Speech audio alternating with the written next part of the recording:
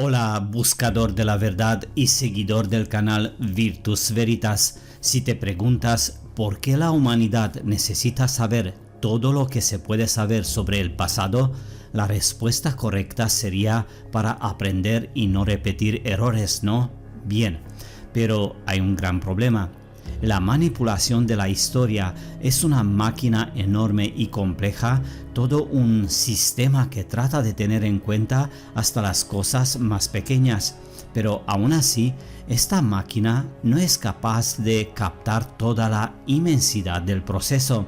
Y como cualquier máquina, entre comillas, a veces falla, le faltan algunos granitos, y aquí es donde nos podemos dar cuenta, entender y empezar a ver la verdadera realidad detrás del velo sucio. Independientemente de qué versión de la historia tenemos en cuenta, de una forma u otra, de acuerdo con cualquiera de estas versiones, en un momento determinado hubo una especie de punto de inflexión y la gente tuvo que empezar de nuevo. Por lo tanto, toda nuestra civilización reciente es un post-apocalipsis del que todavía estamos tratando de salir. Antes del último cataclismo que ha tenido lugar hace poco tiempo, el mundo ha sido muy diferente en comparación con lo que hay hoy en día. Había una sola escuela de arquitectura e ingeniería mundial, una sola civilización cultural con unas tecnologías avanzadas significativamente superiores a la nuestra en términos de desarrollo científico y tecnológico. Según los datos y las evidencias que hay en el terreno, como por ejemplo todos los acontecimientos presentados en mis vídeos anteriores con referencia a Tartaria y la tecnología antigua, la falta de bosques más antiguos de 200 años, enormes tormentas de polvo, grandes erupciones volcánicas y terremotos, el mal llamado diluvio del lodo, inundaciones devastadoras, la aparición de los grandes desiertos, grandes eventos astronómicos, entre comillas, los años sin verano, el gran reseteo y la generación perdida y mucho más, todo a principio del siglo XIX nos lleva a un momento de nuestro pasado reciente muy bien escondido, disfrazado y manipulado, relacionado con un gran cataclismo. Antes de este evento cataclísmico había 6 grandes regiones en el mundo, llamado Tierra por supuesto, que los llamaré las 6 grandes potencias mundiales. Realmente enormes, tanto en el sentido literal como figurado. Para un entendimiento más fácil, te los presento así. Es imposible saber a ciencia cierta cómo se llamaban estas regiones. Lo que sabemos perfectamente es que había una región sobre el que el sol nunca se ponía. Se extendía desde la costa europea del Océano Atlántico hasta la costa este de los Estados Unidos modernos, rodeando todo el norte del mundo conocido en un círculo y que se muestra en el mapa en el color rojo. Quiero precisar aquí que el estrecho de Bering no existía y que Asia y América del Norte estaban conectadas por un amplio istmo. Al mismo tiempo, el océano Ártico era solo un mar hiperbóreo interior y cálido, ya que había un clima subtropical uniformemente cálido en todo este espacio habitable llamado Tierra, que se mantenía estable debido a la capa de agua y vapor de la atmósfera. No había desiertos, zonas frías ni permafrost en absoluto. Densos bosques centenarios crecieron por toda la tierra. Las personas vivían en armonía con la naturaleza y gozaban de excelente salud y una larga esperanza de vida.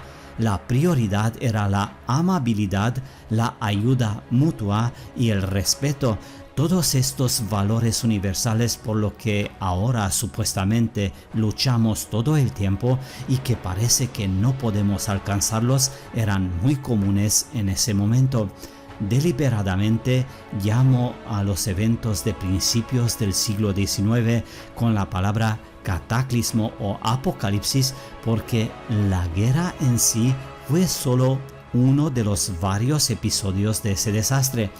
Toda la catástrofe consistió en varias etapas y la primera etapa ciertamente fue una guerra con el uso de armas de destrucción masiva con golpes nucleares de alfombra. El suelo, debido a las explosiones, se elevó hacia el cielo. Los incendios masivos como efecto de las explosiones quemaron la materia orgánica en vastas áreas. Terremotos y erupciones volcánicas sin precedencia causadas por grandes tensiones en la corteza terrestre, gran cantidad de ceniza que se elevó en la atmósfera. Dado que vastas áreas perdieron su vegetación, comenzaron poderosas tormentas de polvo, lo que también elevó otra porción del suelo hacia el cielo. La cantidad de polvo en la atmósfera alcanza una masa crítica, entre comillas, y la capa de agua-vapor se derrumba y el lodo llueve sobre la mayor parte de la tierra, generando el mal llamado diluvio de lodo, que afectó casi todo el mundo.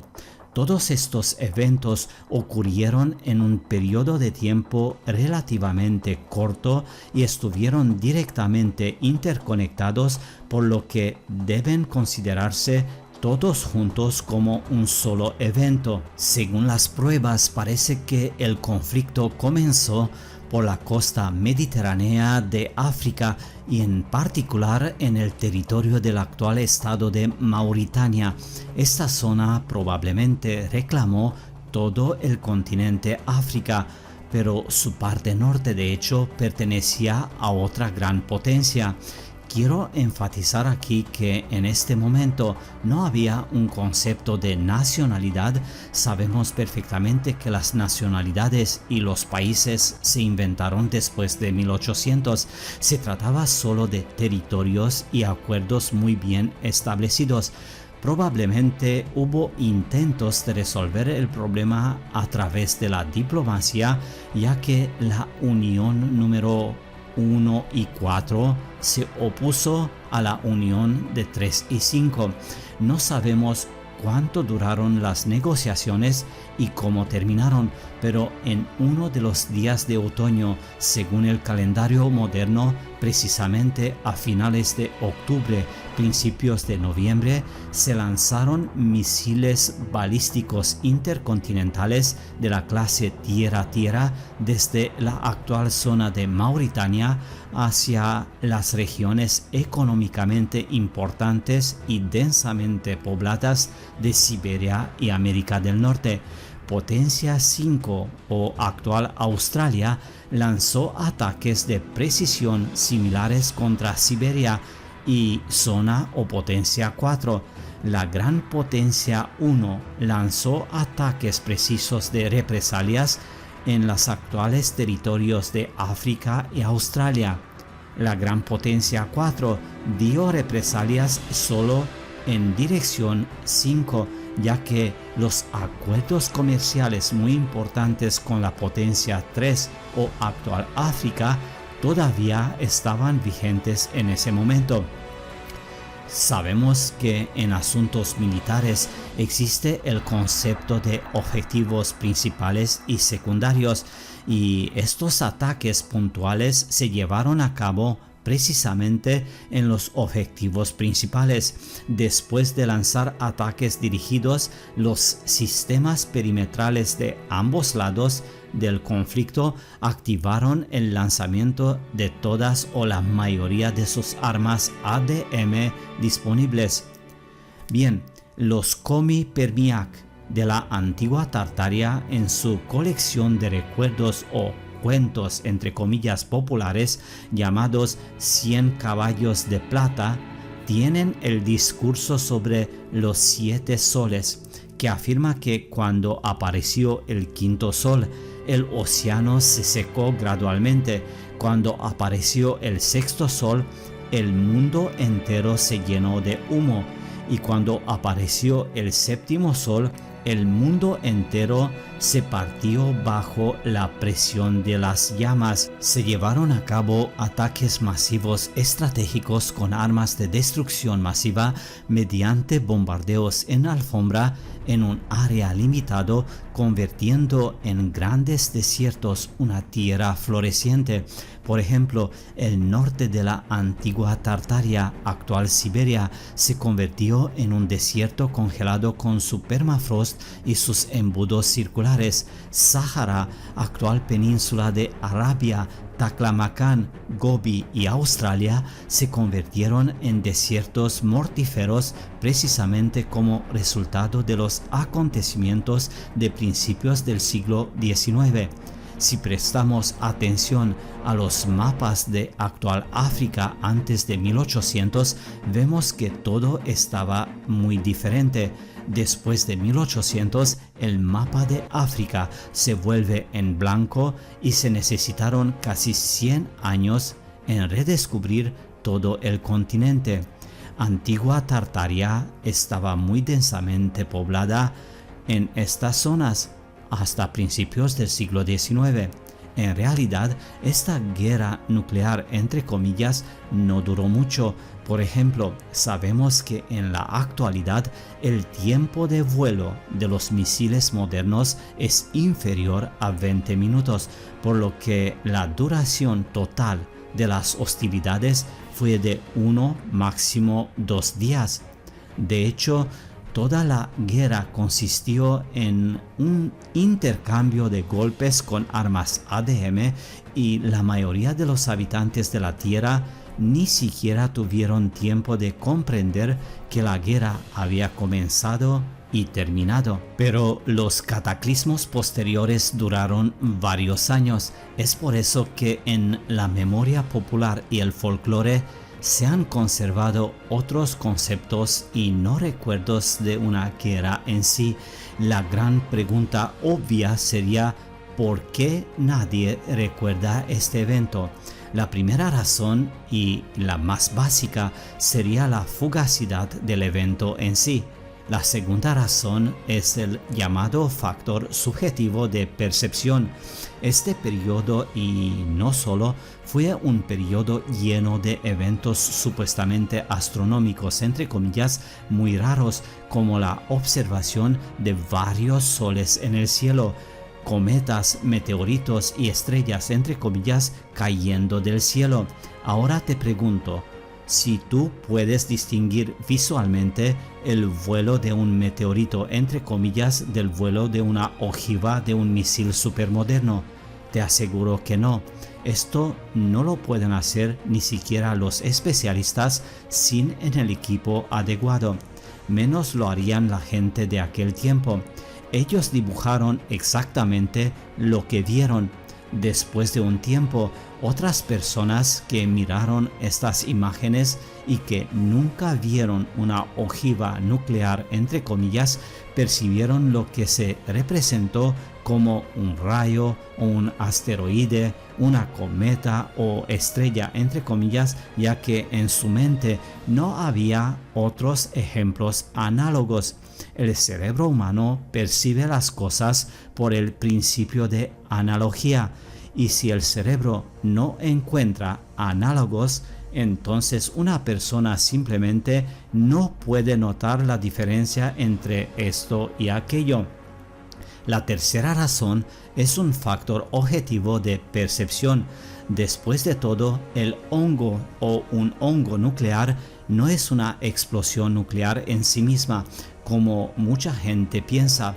Estos son solo flujos convectivos de aire y polvo que se forman después de un destello de luz, que en realidad es una explosión nuclear. Pero la fuerza de la luz emitida por una bola de fuego, entre comillas, con un destello de luz es tal que uno no solo que puede quedarse ciego, sino incluso quemarse Por lo tanto, es bastante natural que las personas que vieron la bola de fuego, entre comillas, no pudieran decir cómo se veía el hongo. Se quedaron ciegos, se quemaron o simplemente se escondieron, y si las personas se cubrieron de manera oportuna del destello de luz, es posible que no hayan visto la nube del hongo.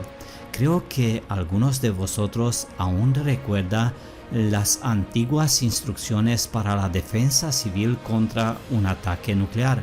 Agáchate, cúbrete y no mires el flash. Ahora, quiero hacer una discreción por solo un par de minutos y te explicaré unas cosas fundamentales importantes.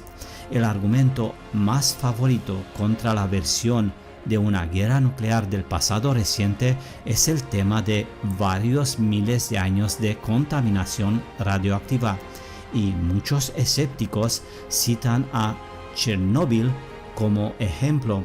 La mayoría dicen que si hubiera habido una guerra nuclear en el pasado reciente, entonces toda la Tierra habría sido como Chernobyl, donde no se puede vivir durante miles de años ya que todo está infectado. Aquí hay un punto muy importante. En primer lugar, no hubo una explosión nuclear en Chernobyl. La explosión en el cuarto bloque de la central nuclear de Chernobyl es comparable a la explosión de una bomba sucia, entre comillas, cuando el combustible radioactivo del reactor se dispersó alrededor del epicentro y el polvo radioactivo finamente disperso fue transportado por los vientos durante cientos y miles de kilómetros. De acuerdo con la física de los procesos de descomposición, las reacciones nucleares en el epicentro de una explosión nuclear y en el reactor de una planta de energía nuclear son los mismos. La diferencia esencial es que en el reactor estos procesos son controlados y transcurren lentamente, y en el epicentro de la explosión la reacción es incontrolable y transcurre tanto más rápido cuanto mayor es el poder de carga, es decir, la cantidad de sustancia inicial. Por eso, en el lugar de una explosión nuclear se pueden encontrar grandes cantidades de cesio, yodo y otros isótopos que mantienen un fondo de radiación aumentado, pero la vida media del yodo 131 es de 8 días y la del cesio 137 es de 30 años. Esto significa que en 30 años habrá la mitad de cesio, en otros 30 años quedará la mitad de la mitad, y así sucesivamente. Es decir, del kilogramo condicional de cesio 137, después de 30 años habrá medio kilo, después de otros 30 años 250 gramos, después de otros 30 años 125 gramos, y así sucesivamente. Cada 30 años la cantidad de la sustancia disminuirá 2 veces, así que después de 180 años de un kilogramo convencional de cesio 137 quedarán solo 15 gramos. Un ejemplo muy bueno para entender el asunto de las llamadas ojivas nucleares o bolas de fuego, entre comillas, sería el fenómeno observado en América del Norte el 12 y 13 de noviembre de 1833, bautizado en aquel momento como lluvia de estrellas, entre comillas, y cuando se registraron 34.640 caídas de estrellas, entre comillas, por hora, contadas por el profesor Olmsted tras el debilitamiento de la corriente estelar. No hay y no ha habido análogos a este evento. De 1800 a 1850, fragmentos de ciertos cuerpos caían del cielo casi todos los días. Te doy algunos ejemplos, atento a las fechas. En 1822, del 12 al 13 de noviembre, se notaron varios fenómenos en toda Europa. El 12 y 13 de noviembre de 1824 se vio una bola de fuego brillante en Maguncia, actual Alemania. Tras ella, un gran terremoto que se registró no solo en Maguncia, sino también en la Toscana, Italia, y en la isla Meleda de actual Croacia. Todo esto estuvo acompañado de una niebla muy espesa. Y luego, el 27 de noviembre de 1824, se observó en Praga una bola de fuego del tamaño de la luna. Innumerables estrellas fugaces, entre comillas, en Orenburgo, Varsovia y Colonia. Gran relámpago en Odessa. Una bola de fuego como un relámpago y un destello de luz de la que se desplegó una especie de pequeña cortina de luz y luego volvió a brillar con los colores brillantes del arco iris.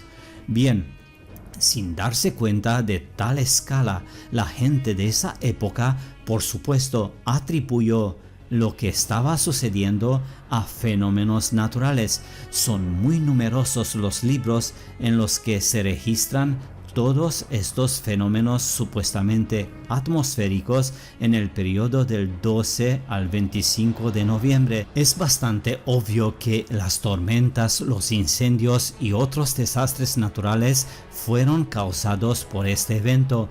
El principio divide y vencerás no se inventó ayer y todavía funciona. Prácticamente nada cambió y parece que de momento nada cambiará.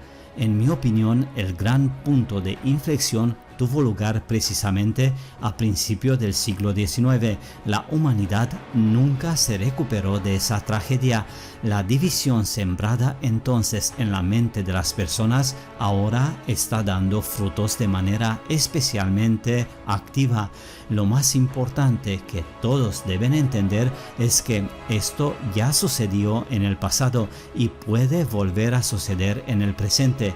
Y la llegada del fin del mundo, entre comillas, no depende de las cuentas bancarias ni de la cantidad de amigos en las redes sociales. En principio, es imposible simplemente tomar y convencer a las personas de que se amen con palabras. En primer lugar, hay que demostrar a la gente que el odio al prójimo se impone desde fuera. Y mi profunda convicción es que en estos días lo principal es evitar que se repita el propio cataclismo, y esto solo se puede hacer revelando la verdad a toda esta gente que ha sido engañada todo este tiempo con ideales falsos y una historia falsa. Y cuando las personas se den cuenta de esto, probablemente lo pensarán profundamente y cambiarán. Un gran abrazo y mucha salud. Hasta pronto.